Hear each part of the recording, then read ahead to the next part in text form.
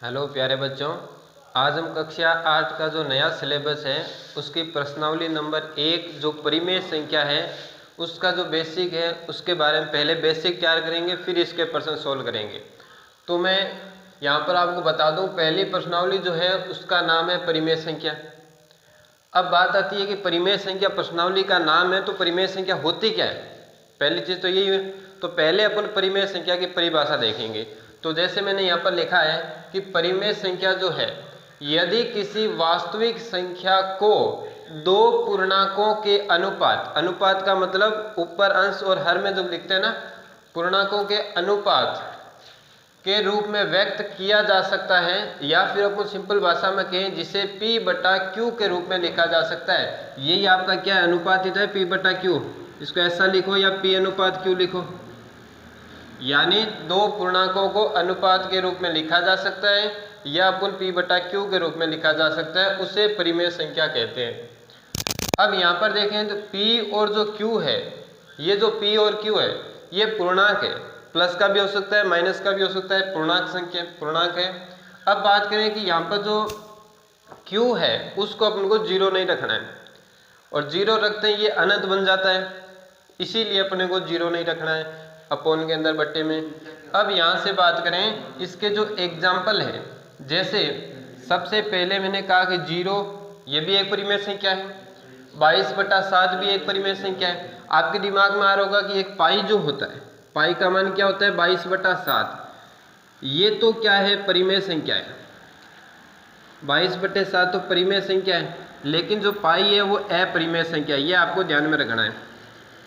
अंश बटा हर है यानी P बटा Q के रूप में, तो वो तो परिमेय संख्या है, और पाई जो चिन्ह है ना वो एक अपरिमेय संख्या है।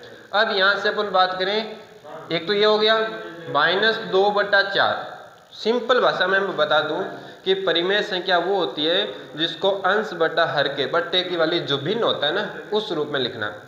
दूसरी चीज मैं ये बताऊं कि कोई भी संख्या हो, सीधी संख्या आ जाए 4, 5, 10, 15, वो भी क्या है परिमेय संख्या। क्यों, उसका कारण देखिए। जैसे मैंने आपने कहा कि सर 40 कैसे लिखा परिमेय संख्या, तो 40 के बट्टे में मैं 1 लगा सकता हूँ क्या, बिल्कुल लगा सकते हैं, क्योंकि जैसे ही 1 का भाग देंगे 40 में तो वापस 40 ही आएगा। इसीलिए मैं इसको P बटा Q बना के नहीं बनाइए, बन गया ये रहा P और ये रहा Q, यानी ये भी एक परिमेय संख्या है, 40 भी परिमेय संख्या है। तो ये आपको ध्यान में रखना है, कोई भी संख्या आ जाए नॉर्मल, वो आपकी क्या है परिमेय संख्या है। चलो सर यहाँ तक तो ठीक है। अब यहाँ से अपन बात करें दूसरी जो बात है अपने यहाँ पर मैं बताऊँ परिमेय संख्याओं पर संक्रियाएं, ये 1 नंबर हो गया पॉइंट, ये 2 नंबर हो गया। अब यहाँ परिमेय संख्याओं पर संक्रियाएं का मतलब क्या हो गया, संक्रियाएं आपके यहाँ पर कितने प्रकार की हैं, 4 प्रकार की हैं। सबसे पहली आप योग करते हैं, जोड़ करते हैं परिमेय संख्याओं का, उसके बारे में अपन देखेंगे। दूसरा बात करते हैं व्यवकलन, परिमेय संख्याओं का जो व्यवकलन करते हैं जिसे अपन घटाव भी कहते हैं। तीसरा है गुणा, परिमेय संख्याओं का आपस में गुणा करते हैं, उसके बारे में देखेंगे। फिर है भाग, परिमेय संख्याओं के भाग के बारे में अपन देखेंगे। ये 4 प्रकार जो है, उन चारों प्रकार के बारे में अभी अपन डिस्कशन करेंगे। तो ये अपना 1 पॉइंट हो गया, ये अपना 2 पॉइंट हो गया। तो इन दोनों को जैसे जैसे मैं करा रहा हूँ वैसे वैसे आपको क्या करना है, कॉपीज के अंदर लिखना है, बढ़िया तरीके से कॉपी तैयार करना है। पूरा बेसिक होने के बाद हम पूरे प्रश्न भी सोल्व करेंगे प्रश्नावली के, ठीक है। इनके बारे में योग संक्रियाएं के बारे में, घटाव के बारे में, इनके बारे में देखा। अब सबसे पहला अपन जोड़ के बारे में, योग के बारे में देख लेते हैं। तो जैसे यदि 2 परिमेय संख्याओं के हर समान हो, यानी 2 परिमेय संख्या हो जिसे अंश बटा हर के रूप में लिखते हैं, उनका हर का मतलब कौन सा हो गया, नीचे वाला। जैसे ऊपर वाला तो अंश होता है और नीचे वाला क्या होता है, हर होता है। तो हर है ना वो क्या हो, समान हो, तब योग करते समय हर वही, यानी जो है वो का वही रखना है, और अंशों का सीधा योग कर देंगे। योग का मतलब जोड़ कर देंगे। जैसे मैं एक एग्जांपल देखिए इधर, 4/3 ये एक परिमेय संख्या है, 6/3 परिमेय संख्या, दोनों को अपन जोड़ रहे हैं। अब यहाँ पर देखो हर समान, यानी देखो दोनों का हर क्या है, समान है, इसलिए मैं सीधा ही क्या करूँगा, नीचे तो 3 ही लिख दूंगा, हर समान लिख दिया। और अंशों का सीधा योग, यानी अंशों को सीधा जोड़ दो, 4 और 6 को जोड़ दो, क्या बन जाएगा 10। तो इसका आंसर क्या आ गया, 10/3 आ गया। ये आप खुद कर लेना।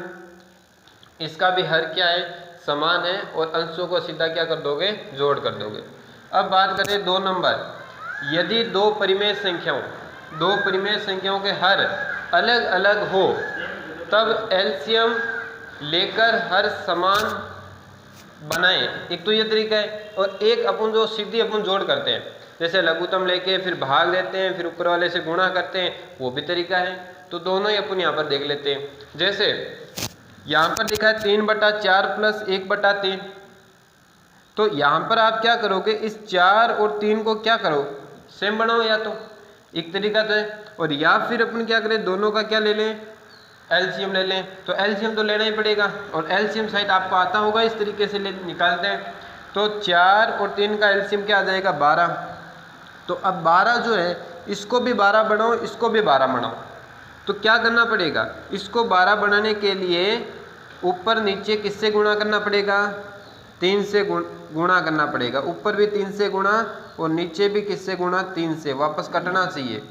प्लस यहाँ 1/3 है, इसको भी 12 बनाना है, तो इसको किससे गुणा करेंगे, 4 से। तो ऊपर भी किससे गुणा करना पड़ेगा, 4 से। ये दोनों में देखो 12 12 बन गया सेम। अब इसको कैसे लिख देंगे, ये आ जाएगा आपके 12 और ऊपर आ जाएगा आपके 9, और ये आपका हो जाएगा 12 और ये आ जाएगा 4। अब देखो नीचे वाला सेम है, जब सेम होता है तो वापस ये नियम लगे 1 नंबर। इसका मतलब नीचे वाला तो क्या है, 12 का 12 ही लिखेंगे सेम ही, और ऊपर वाले का जोड़ कर देंगे, यानी क्या बन जाएगा, 13 बन जाएगा, यानी 13/12 आ जाएगा। इसी तरीके से ये एक आप खुद कर लेना। अब इसी का दूसरा तरीका क्या है, वो ध्यान से देखें। इसको सीधा अपन एलसीएम लेके इस तरीके से भी कर सकते हैं।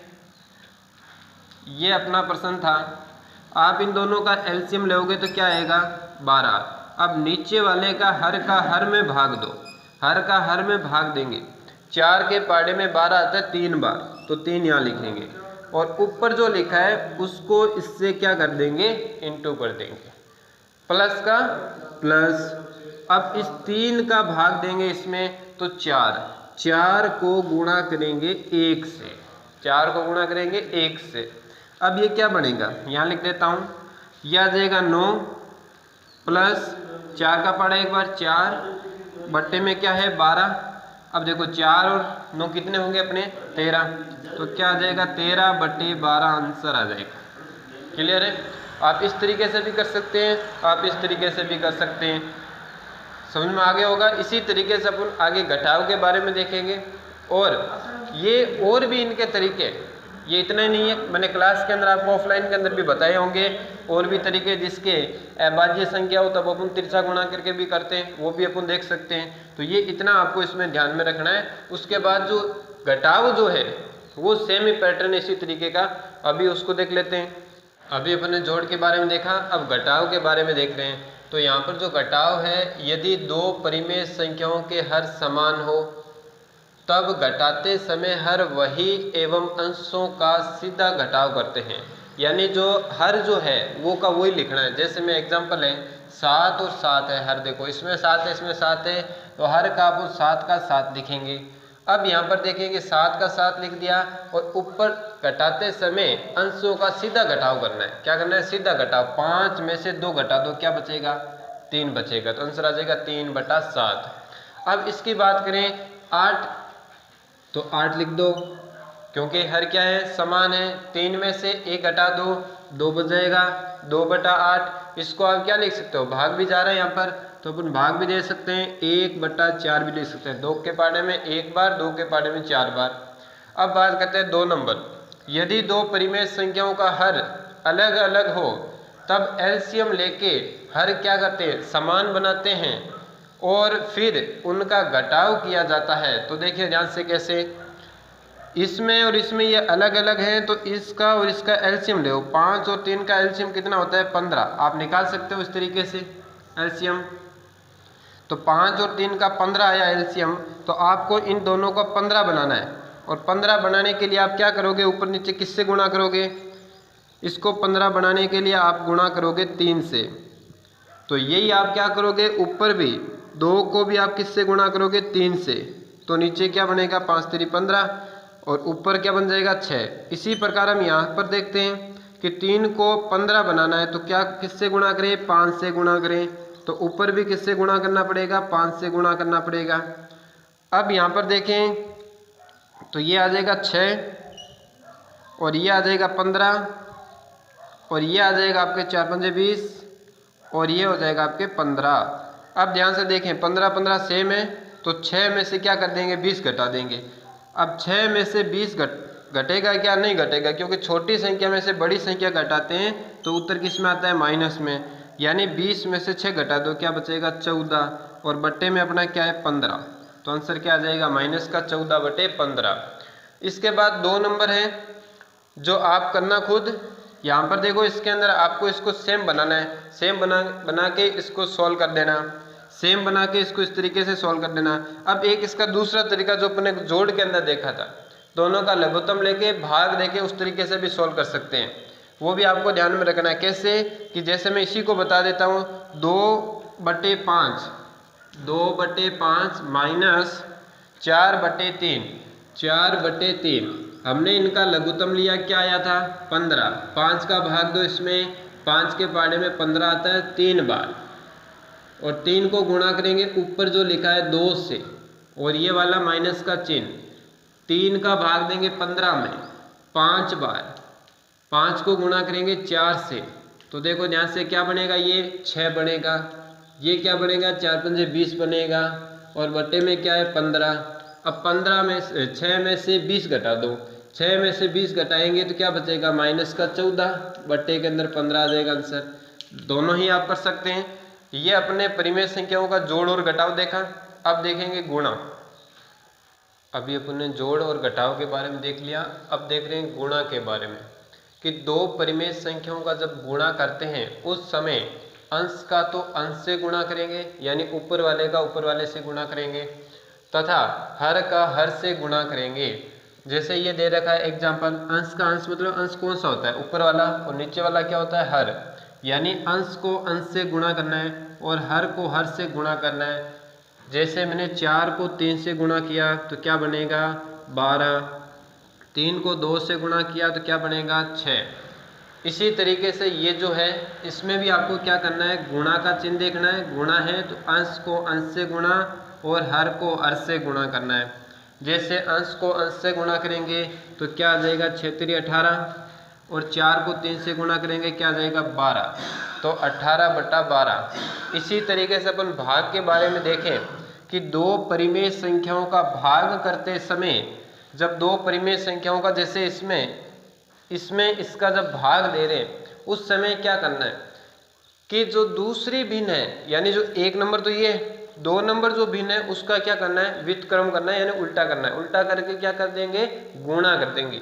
जैसे मैं अभी बता देता हूँ, ये लिखा है 4/3, यानी पहले भिन्न को छेड़ना ही नहीं है, जैसा है वैसा वैसा लिख दो, 4/3 का 4/3 लिख दो।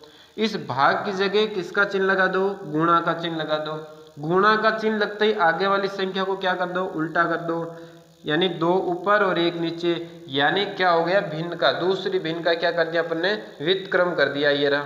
अब ये करने के बाद ये बन गया एक भिन्न वाला गुणा, जो अभी अपन ने देखा है कि कैसे गुणा करते हैं, ऊपर वाले का ऊपर वाले से गुणा, नीचे वाले का नीचे वाले से गुणा।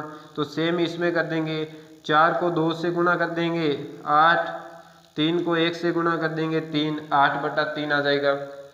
ऐसे ही इसके अंदर देखें तो इसमें देखो भाग का चिन्ह, तो पहले वाले भिन्न क्या है, सेम लिखना है, कोई चेंज नहीं करना है। फिर भाग की जगह किसका चिन्ह लगाना है, गुणा का चिन्ह लगाना है।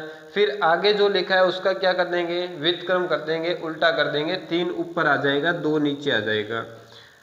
अब क्या करेंगे, इसको आपस में क्या कर देंगे, गुणा कर देंगे। 3 को 3 से गुणा, अंश को अंश से गुणा, क्या आ जाएगा 9। 5 को 2 से गुणा, क्या आ जाएगा 10, यानी क्या आ जाएगा 9/10 आ जाएगा। ये अपने जो संक्रियाएं थी उनके बारे में देख लिया, बाकी अब आगे भी अपन इसका बेसिक करेंगे। इसी तरीके से आप 2-3 एग्जाम्पल जो है मैं दे देता हूँ, जो आप भी कर सकते हैं खुद। जैसे 3/4 को गुणा कर लेना 3/15 से। दूसरा मैंने दे दिया 6/7 को गुणा कर लेना 1/3 से। इनको आप इस तरीके से गुणा करके देख सकते हैं। और एक ये भाग का भी आप कर सकते हैं, 4/3 भाग 1/2, इसको भी आप करके देख लेना।